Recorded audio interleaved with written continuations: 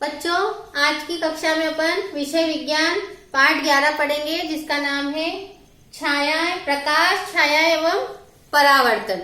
तो प्रकाश, छाया और परावर्तन का आपको मैं जो है समझाऊंगी इसमें कि प्रकाश ऊर्जा का रूप है और सूर्य, जुगनू और तारे प्रकाश के प्राकृतिक स्रोत है तथा बल्ब, मोमबत्ती, टार्च इत्यादि प्रकाश के जो मानव निर्मित स्रोत है।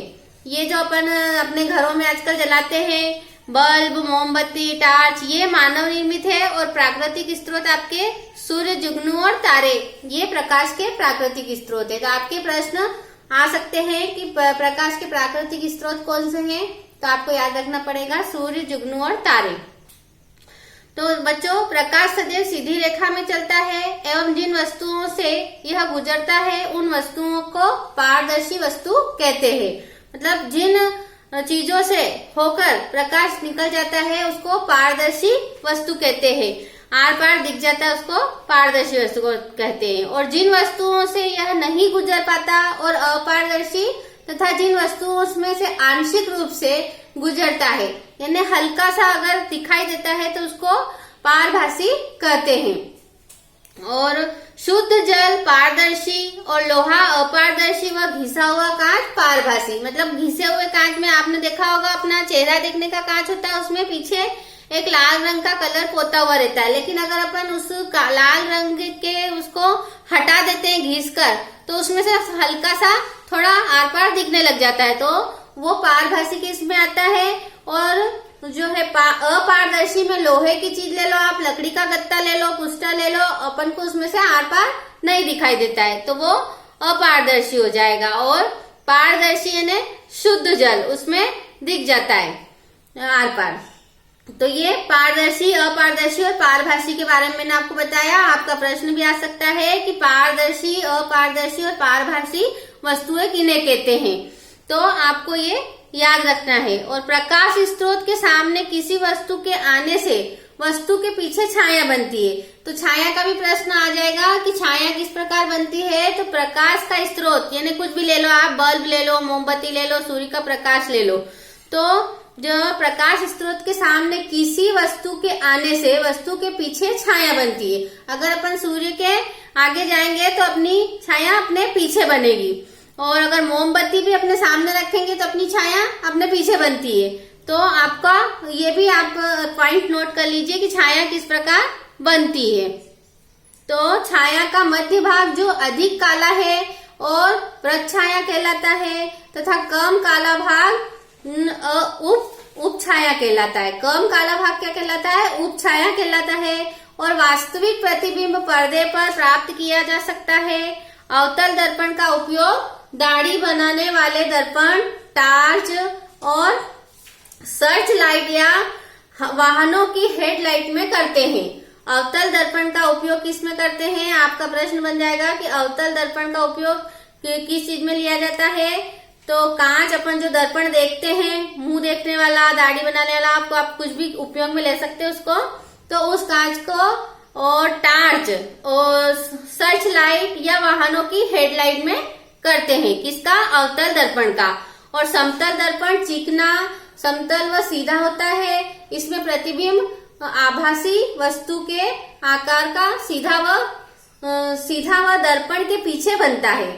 तो आभासी वस्तु मतलब इसे प्रतिबिंब आभासी वस्तु के आकार का सीधा व दर्पण के पीछे बनता है। और साधारणतः सामग्री से सूची छिद्र कैमरा बनाया जा सकता है। इससे क्या बनाया जाता है? कैमरा बनाया जा सकता है आभासी इस प्रतिबिंब से। और इसका उपयोग सूर्य तथा अति दीप्त वस्तुओं के प्रतिबिंब को देखने में किया जा सकता है। दर्पण परावर्तन से हमें स्पष्ट प्रतिबिंब प्राप्त होता है। प्रतिबिंब छायाओं से अत्यधिक भिन्न होता है। प्रकाश सरल रेखा में गमन करता है, मतलब जाता है, आता और जाता है। प्रकाश सरल रेखा में आता है।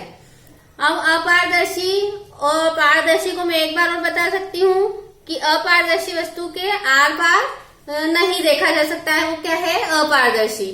और पारदर्शी वस्तु जिससे कि आर पार देख सकते हैं। और पारभासी में जिसमें स्पष्ट रूप से नहीं देख सकते, वो पारभासी वस्तु है। और छाया, तो छाया के बारे में भी आप देख लीजिए कि वस्तु का आकार, प्रकाश के स्रोत की स्थिति, रंग हमेशा काला होता है छाया का, और कोई वितरण नहीं देखा जा सकता इसमें, और सूर्य ग्रहण, चंद्र ग्रहण, ये सब छाया है। और परावर्तन समझ लीजिए कि क्या है, तो दर्पण, छवि, प्रसंग किरण, प्रतिबिंब किरण, एक ही रंग और सभी विवरण इसमें देखा जा सकता है परावर्तन में। तो आपको मैंने बताया, आप इसमें आपकी किताब में पाठ 11 में क्रियाकलाप भी दे रखे हैं कि अपने चारों ओर देखिए, और जितनी भी चीजें हैं आपके पास, अधिक से अधिक वस्तुएं आपको इकट्ठी करना है, जैसे कि रबड़, प्लास्टिक की स्केल, पेन, पेंसिल, नोटबुक, कागज की शीट, इन सबको इकट्ठा करके देखिए कि क्या इनमें से आपको आर पार दिखता है। तो ये क्रियाकलाप आप करना। इसमें एक और क्रियाकलाप दे रखा है 11.2, इसमें भी आपको जो है अपारदर्शी वस्तु को धूप में जमीन से कुछ ऊंचाई पर एक एक करके पकड़िए। धरती पर आप क्या देखेंगे, आप जानते हैं कि धरती पर बने ये गहरे काले धब्बे वस्तु की छाया के कारण है। कभी कभी आप वस्तु की छाया देखकर वस्तु को पहचान सकते हैं। अपन वस्तुओं को उसकी छाया देखकर भी कभी कभी पहचान सकते हैं, जैसे फल, पत्ती, ऐसी कुछ भी चीजें रहती है, लकड़ी का गत्ता है, पेन है, पेंसिल है, अपन इनको छाया देखकर भी पहचान सकते हैं। तो ये क्रियाकलाप इसके आप में किताब में दे रखे हैं, आप इनको अच्छे से पढ़ना। एक और क्रियाकलाप आपने देख रखा है इसमें कि अंधेरे में एक क्रियाकलाप करना है कि शाम को जब आपके कमरे में पूरा अंधेरा हो जाए तो अपने कुछ मित्रों को बुलाओ और एक टार्च तथा गत्ते की एक बड़ी शीट लेकर किसी खुले मैदान में जाएं और टार्च को जमीन के समीप ले और उसके ऊपर से जलाएं, जिससे कि टार्च का प्रकाश आपके मित्र के चेहरे पर पड़े। अब आपके पास प्रकाश स्रोत तथा प्रकाश के पथ के अनुदिश एक अपारदर्शी वस्तु है, आपके शीट है, उसमें से देखिए क्या आपके मित्र के पीछे पेड़ का जो है बन रहा है, क्या छाया बन रही है क्या? इसका अर्थ यह नहीं है कि वहां छाया नहीं है। वास्तव में टार्च का प्रकाश आपके मित्र के सिर से पार नहीं हो रहा है, क्योंकि आपके मित्र का जो पेड़ के पीछे इमारत है अथवा कोई अन्य वस्तु न हो तो क्या तब भी आपको अपने मित्र के सिर की छाया दिखाई देगी? नहीं।